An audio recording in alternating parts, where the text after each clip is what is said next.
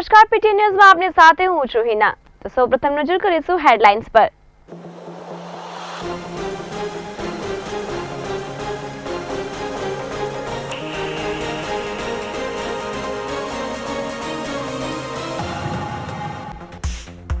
અમદાવાદમાં ભગવાન જગન્નાથની નીકળી ભવ્ય જળયાત્રા।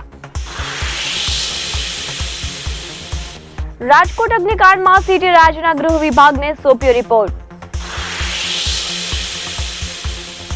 કોરોના કાળમાં બંધ થયેલી 38 ટ્રેન નવા નંબર સાથે ફરી થશે શરૂ।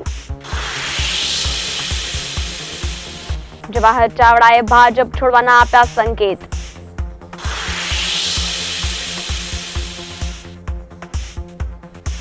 આણંદ કોરોનાગ્રસ્ત જાહેર, જડા ઉલટીના અનેક કેસ આવ્યા સામે।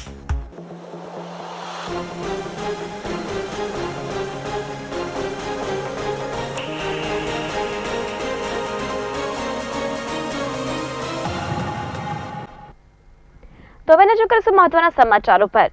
તો ભગવાન જગન્નાથની 147મી રથયાત્રાને લઈને અમદાવાદમાં પૂરજોશમાં તૈયારીઓ શરૂ કરવામાં આવી છે।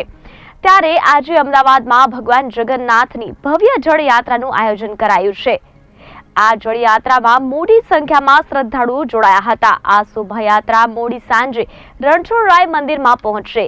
ઉલ્લેખનીય છે કે ભગવાન જગન્નાથની રથયાત્રા 7મી જુલાઈએ નીકળશે।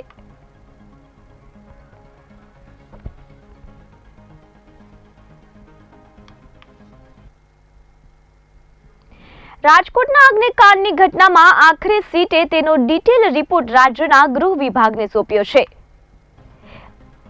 100 પાનાના આ રિપોર્ટમાં તમામ અધિકારીઓની પૂછપરછ કરવામાં આવી છે, જેમના સમયમાં આ બનાવ્યો છે। તે રિપોર્ટમાં ચોંકાવનારો ધડાકો તો એ કરવામાં આવ્યો છે કે આ ઘટના પાછળ રાજકોટ મ્યુનિસિપલ કોર્પોરેશન, પોલીસ અને માર્ગ મકાનની સંયુક્ત બેદરકારી હોવાની વાત સીટના રિપોર્ટમાં સામે આવી છે। સીટના વડા અને સિનિયર આઈપીએસ અધિકારી સુભાષ ત્રિવેદીએ જણાવ્યું હતું કે હજી પણ ઉચ્ચ અધિકારીઓની પૂછપરછ ચાલુ રહેશે।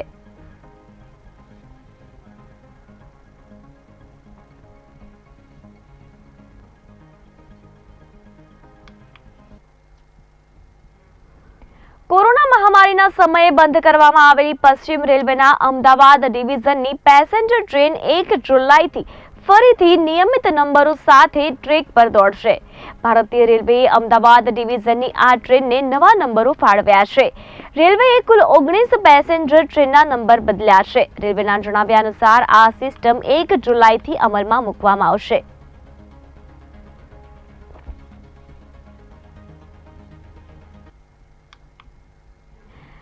સમાચારોમાં આગળ વાત કરીએ તો તાજેતરમાં જ લોકસભાની ચૂંટણીઓ પૂરી થઈ ત્યારે પોરબંદર લોકસભા ક્ષેત્રમાં ભાજપમાં ભડકો જોવા મળી રહ્યો છે। આગામી ટૂંક સમયમાં માણાવદરના ધારાસભ્ય જવાહર ચાવડા કંઈક નવા જૂની કરે તેવું લાગી રહ્યું છે। તેમણે સોશિયલ મીડિયા પ્લેટફોર્મ એક્સ પરથી ભાજપનું ચિહ્ન તેમજ ભાજપને લગતી તમામ પોસ્ટ પણ રિમૂવ કરી દીધી છે। ઉલ્લેખનીય છે કે 2019માં જવાહર ચાવડા કોંગ્રેસ છોડી ભાજપમાં જોડાયા હતા।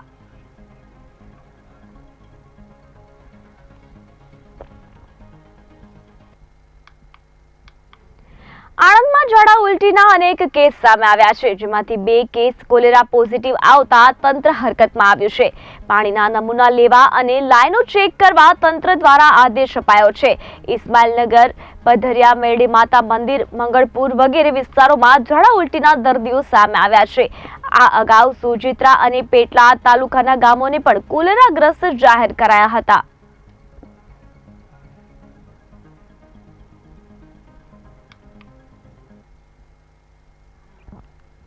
સમાચારોમાં આગળ નજર કરીએ તો જૂનાગઢ નજીકના સેરિયાજનો ગામમાં એક યુવક પર સિંહ દ્વારા હુમલો કરવામાં આવ્યો છે।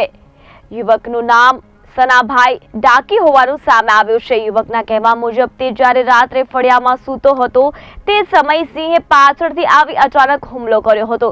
સનાભાઈને માથાના ભાગે ઈજા પહોંચી હતી, જેથી સારવાર માટે જૂનાગઢ હોસ્પિટલે લઈ જવામાં આવ્યા હતા। યુવકની તબિયત હાલ સ્થિર હોવાનું સામે આવ્યું છે।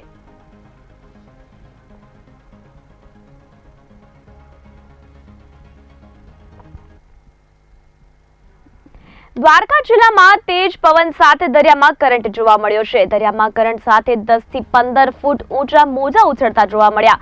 દ્વારકાના ભડકેશ્વર મહાદેવ મંદિર પાછળ દરિયામાં ભારે કરંટ હોવા છતાં સહેલાણીઓ જીવના જોખમે સ્નાન કરી રહ્યા હતા.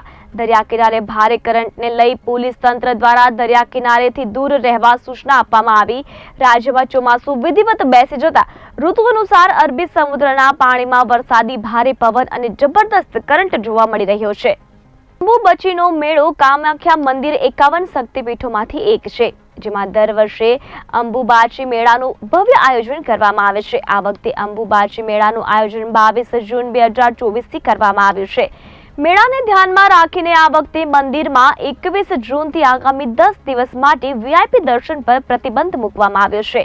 ગુવાહાટી જિલ્લા કમિશનરે જણાવ્યું હતું કે આગામી અંબુબાચી મેળા 2024ની અપેક્ષાએ જે દર વર્ષે લાખો ભક્તોને માં કામાખ્યા મંદિરમાં આકર્ષે છે.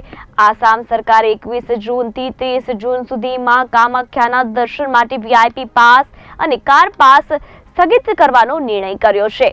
કામાખ્યામાં આ મેળો દર વર્ષે 3 દિવસ સુધી ભરાય છે. આ સમયગાળા દરમિયાન દૂર દૂરથી લોકો અહીં તાંત્રિક તંત્ર વિધિ માટે આવે છે.